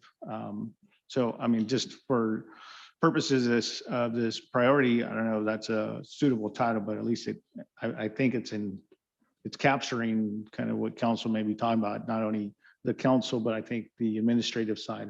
We just talked about a police presence out there that the chief's doing. I think we can just add to that, it would be like a city hall presence out there as well. That's really kind of goes along when they get their retail, so that Mhm. something could be added at that point. And you could have it temporary staffed or whatever. But when you just mentioned that, made me think of Bakersfield. Bakersfield, which has such a huge amount of population, they still have the central core and everyone has to come to the central core. They don't go out to the different sections and create advantages for the citizens or even the businesses that are in each individual section of town. So I don't know that we're looking at something that's just so much, but I really did like when we went out there and set up our tables. We had invited other people to come out, the schools, Mhm. you know, and just exchange some conversation to make them feel. Or even having town hall meetings. just Yes, more I like mean, just something to meet and give them greet, information. And Yeah. then we could extend ourselves into the Bishop Acres community on Santa Fe as well. I know we did that one also. time. I Yeah, think we did that. We did that uh-huh. one time and then that was about the last time. Well, they were really excited at first. They were Yeah. about ready to attack us and then they realized that, hey, you know what, we're gonna help you because Yeah. we weren't gonna take anything away from them. We were just gonna add to it if anything else. So they began to settle down and realize that we were not the enemy. We were there to work together. Because I'm sure they all got concerns and Mhm. we're 10 miles away. They might just, forget about it, or they may vent among themselves, but not really, it doesn't reach us in a sense, but I think it'd be something somehow we could bridge that, Okay. more town hall meetings or meet and greets and also with Bishop Acres. Just some, more events. You know, to add to that too, is the same thing we did with the large businesses. And I believe, did you have it on this one? The large business outreach. That No, it was, was in the prior one. yes, it wasn't the prior one. And it's the same thing. I know some of those new corporations out there have asked whether we were going to come back out. And it was informal. It Right. was, had lunch served to them, and yet they had a chance to meet each other. It's like being neighbors, and they're a business development, and yet they began to see some of us, and we invited some of the education people out there. You know, it was a good exchange, and it didn't take a lot to set it up. Yeah, that was our special projects analyst that did that and made good connection, and we had a canopy out there and set up some tables and chairs and had food, and you know, it was well received. Okay. So so I understand the concept of what you would like to do. I think just for purposes, we'll just title it this way, but I think I understand what council's Mhm. wanting to do out there. So, okay. All right. You've added two, council, any others? I'll tell you the other thing that really comes to mind, and I don't know that it's on this one, is the appearance of our city. And today, as I drove back from Bakersfield down Laredo Highway, and you can't deny it, it's not approachable. It's not. And somehow we need to make sure that those medians are maintained and look pristine. They just have to. We put the rail up, and I think that creates kind of a hidden center part, but yet if you look in the center part, it's not pristine. But our sign that's out there, way out there by Zerker, there are weeds all around the median. And I realize this is spring, and so, I mean, I have it in my own yard, so I know what I'm talking about. It just something that you have to attack and then stay on top of it as we get through summer. Mayor, I would agree with you, and I think I'm taking Yeah. notes, and I see our director taking notes as well. So I don't think that needs to be on here. I think that Yeah. needs to be something that we would do, part of what our Mhm. day-to-day operation entails. So if you're okay, I think we just made note of it, and we'll make sure that we follow up on that. I don't think it needs to be identified as a priority. It should just be what we do already. I'll just throw it out too. I won't talk about trees, but everyone knows how I feel about trees. I mean, if we can plant trees, if we can get trees for shade and trees for everything, I mean, that's always good. Central looked very nice with those green trees. Yeah, and That I've heard looks comments nice. about it. That looks very And they nice. will need to be trimmed eventually, but you Yeah. know, they do, it's a nice feel. It is. It is. I would like to expand on what Kathy was saying. I know coming in on Central Valley Highway from the south, the Shafter sign there with the corral fencing looks real nice. but there's a sign out there at Zerker, but there's nothing inside of Cherry saying that you're coming into the city limits. And then there's nothing on the north side coming into North Shafter. And then there's nothing on the west side coming into Poplar. You know, and the feedback that I've gotten from a couple of people is like the entry coming into Wasco, where they put the astroturf and the fence and the lighting and the trees out there and everything. You know, I was asked, you know, how come Shafter doesn't have any better landscaping on the entrances of town? So just for clarification, Councilmember Shaw, are you talking about both installation of signage and then the maintenance? Is that what I'm understanding? Yes, signs and landscaping. I mean, something to improve the landscaping coming into town. Okay, thank you. From the south, from the north, and from the west. I mean, from the east, west, and the north. I was gonna say, you should add that at this point. Yeah. It's a conversation that we have every year at this time. And it's a conversation that we're probably going to continue to have. So it needs to be on a future policy because that's your gateway coming into town. So it needs to look good. And then can you expand on line number 10? What exactly does that mean? Organizational assessment, certainly, Mayor and Council. So that's looking at our organization in terms of our capacity, in terms of our current service delivery capacity or staffing, and looking in terms of future growth and identifying where those increases in operational capacity. What we refer to occupational capacity is our ability to meet the service demand. All right, so every new house, more population means more streets to maintain, more water meters to maintain, more sewer line to maintain, new parks, so they go into subdivision. So at some point, we're gonna have to start servicing all that and maintaining that. Gossamer Grove alone is gonna add approximately 3,400 or so units that at full build out, you're talking about anywhere between 10 to 12,000 new residents. So we have to start planning on how we're going to meet that service demand. How are we going to maintain the water meters, the streets, the parks, because our current service levels with the staff that we have, we're not going to be able to do that. I mean, it's a natural assumption that we can make that you're adding more rooftops and you only have so much staff. And so meeting that service demand, you know, how are we going to build that operational capacity? So an organizational assessment allows you to do that, evaluate and assess your current operation, the staffing to the workload, and then you start looking in terms of future growth, where are those areas that are going to grow, and you start identifying, okay, as we continue to grow, how are we going to meet that demand? How many more officers we're going to need? Are we going to need a fire station? Are we going to need more public works field operations to meet that service demand? That's what that is. Yeah, I'm thinking of something too that just gives me a smile too, because most of you already know how I feel about it. Staffing and people cost money. And unless we really concentrate on bringing in revenue in the city, that's where we'll struggle. And so we have to believe, we have to see that vision, we have to plan on that vision, and we have to really work together to develop that. And that's what we've done in the past, and that's what's going to be important today. Once we have those extra dollars, then we can do a lot of this. We lose dollars, then we're in trouble. And I don't believe we can lose dollars. We're in a position where we should be able to gain and surpass even where we are today. Right.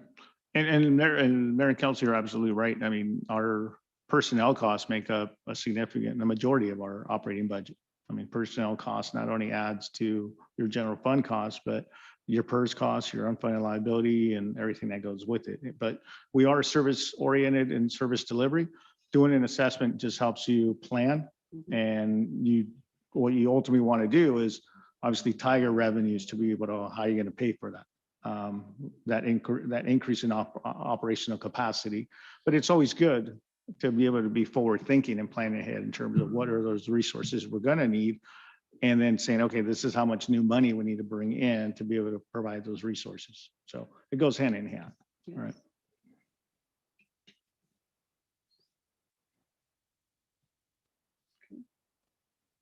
So do you want us to rank these now? Certainly, if there's no more other council initiatives that you wish to add, we added develop city core business, city hall substation. That's we're clear on what that is. Entrance signage and landscaping. If no others, then what we have is go up to the top. Agreement with chamber.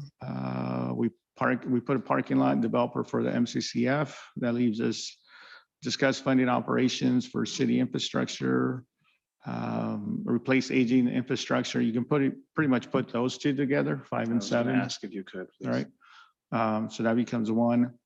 Organizational assessment, conduct utility fee schedule, purchase card revamp, and then the 3 council initiatives of develop city core business, city hall substation, and entry signage and landscape. So you would have 1, 2, 3, 4, 5, 6, 7, 8 stickers.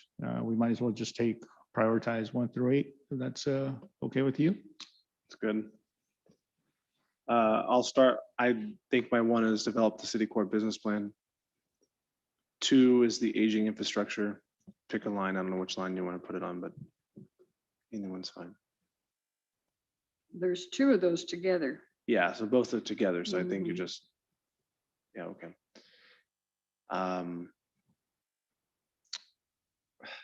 The utility fee study, unfortunately, is going to be coming due. I'm hoping we're not talking about raising, but we do need to have that conversation. So you can put that as 3.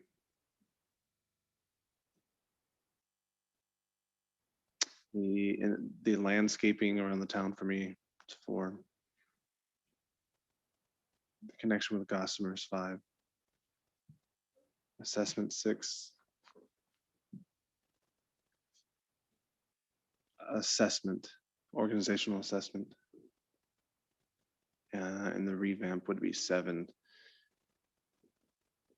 The purchase card revamp. That's lower priority for me than the Chamber of Commerce, but the Chamber of Commerce should be something we can do in 2 weeks. So I don't see that being a long-term issue. So I'm not going to rank the chamber because it should be something we can just do and be Yeah, done we're with. already doing it Yeah. too. If it's, if you like, we just highlight that yellow, kind of like underway. Please.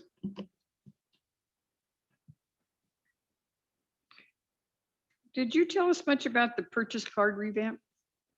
It was mentioned at the last workshop, but if you like, I can have Bryce come up and just recap that. Good evening, Mayor and Council. The purchase card revamp is looking at the purchase card system that the city is currently using. Not just the provider of the cards, but also our policies. We could potentially bike rack this as well because it needs to tie in with the update of the purchase policy. That will also be coming to council at some point in the future because they'll go hand in hand. It really just governs when is appropriate to use the card, what security measures, who should be able to use a card and who shouldn't, what those purchase limits should be, just kind of updating that process. And then also for security reasons, just to make sure we have had a few instances of fraud detection on some cards. We cancel them with the bank. We're not held responsible, but we want to make sure that the systems that we have in place and the vendors that we're using are the best that we have available. That's really kind of automatic anyway. Should it be a future project? I mean, it's needs to be done anyway. We identified it, like I said, it was staff driven, so we can just highlight that as yellow because as you said, it's something that we need to be looking at. Yeah, anyway. it just needs to happen So, anyway. okay. So, okay. So we can delete Mayor Pro Tems. Okay.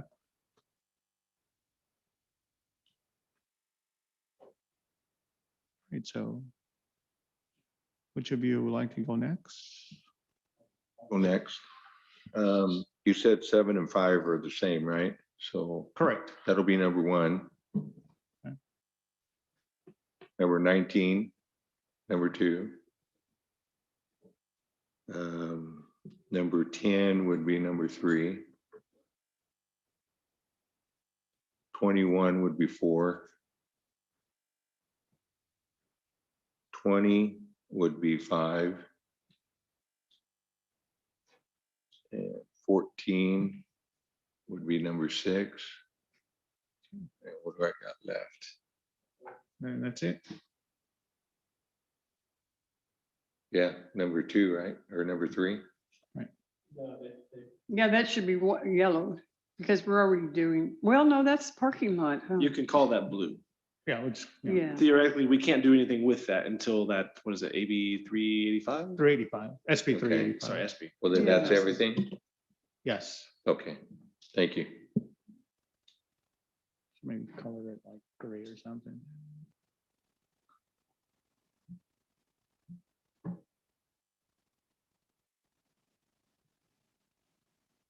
Hang on. There's 3 of you left. I'll go. I think the business plan for the core city is 1.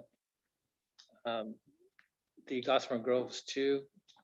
The entrance signs and landscaping is 3. Utility study fees 4. And then, yeah. I had a hard time saying that one too. Let's see here, so I got the study fee. And then 5 and then 6. I'm sorry, 5 and 7? assessment be 5 and then 6, yeah. Okay.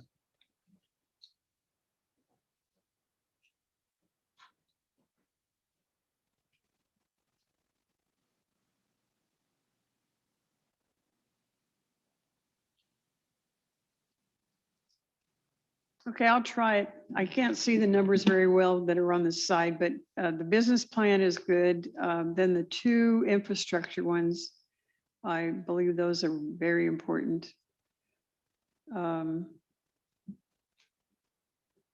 Let's see, let's drop down to the utility study, landscaping, well, the substation's in there too. Yeah, the substation's fine. Landscaping is always, it's always so ongoing. And then what do we have left? The organizational assessment and the card vamp.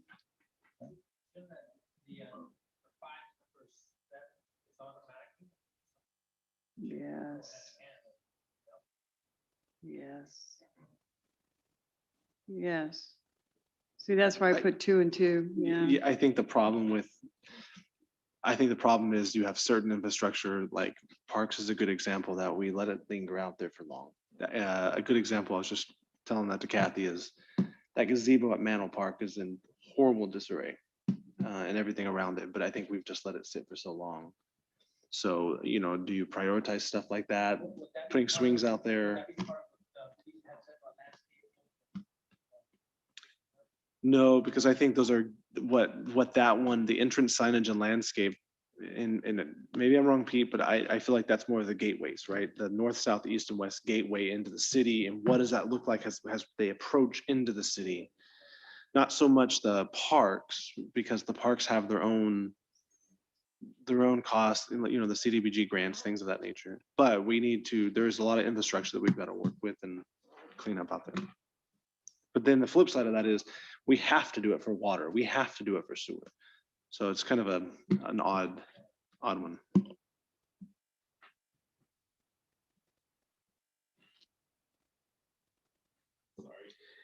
Five and 7 would be number 1. 19 would be number 2. 19 twice. Where's my number 3? Here, let's skip over to 21. It'll be number 4. 14 will be 5. 10 will be 6. 20 will be 7. And I'm missing. So then your 6 is the substitute. Yes. Number 10 will be 6. Yeah. Yes, sir. Is that it? That's all mine, right? Okay. Is that correct? Is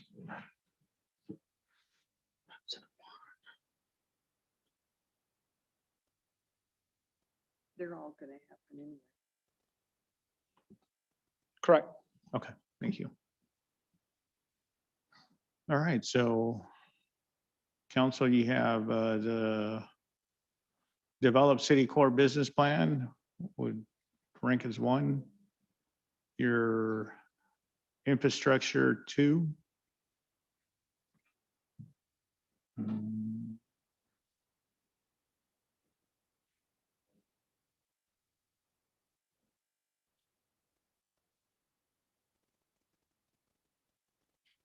Wow, okay.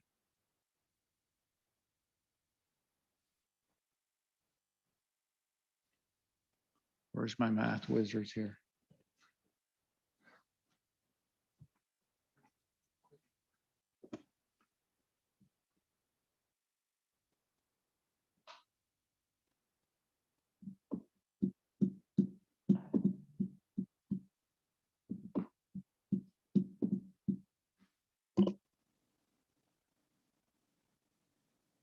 Right, so you took.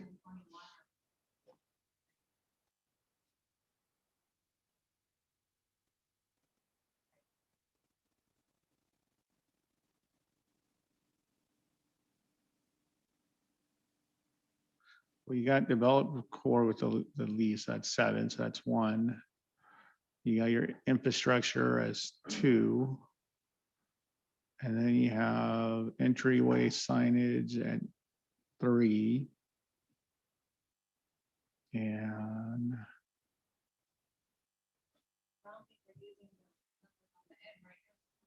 no.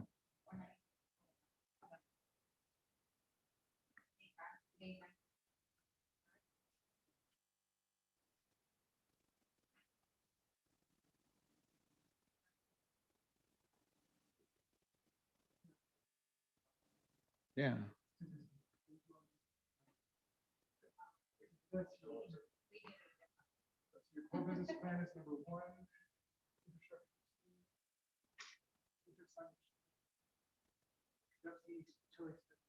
Four. Substation is 5 and assessment 6. Hey, Mike, 5 years ago, when that rate study was completed, we locked ourselves into doing another rate study in 5 years, correct?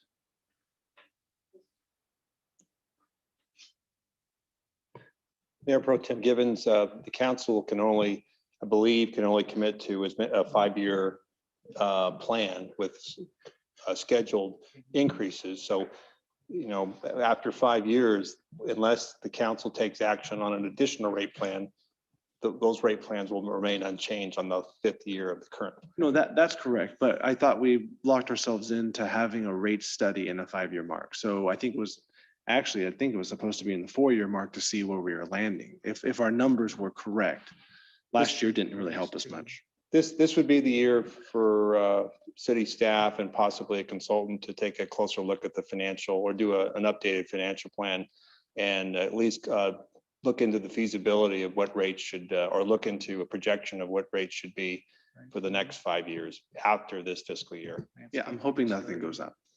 Well, I will share with you that we had a meeting with North River Sanitary District, our wastewater treatment plant partner, and they've laid out a pretty bold but necessary plan to expand the treatment plant capacity, which will affect existing wastewater customers. And so that'll be among the many projects and programs that have to be factored into the financial plan.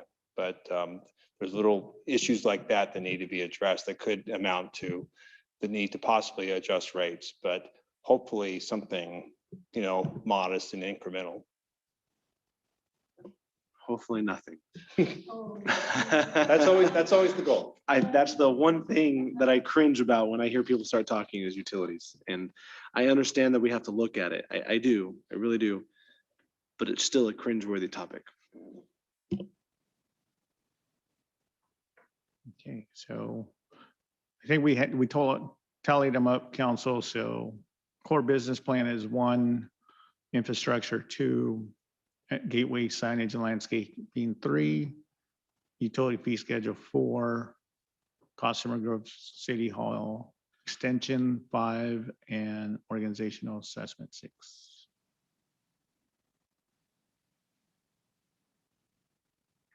Okay, so what we will do, council, next steps is put this together into kind of a plan, if you will.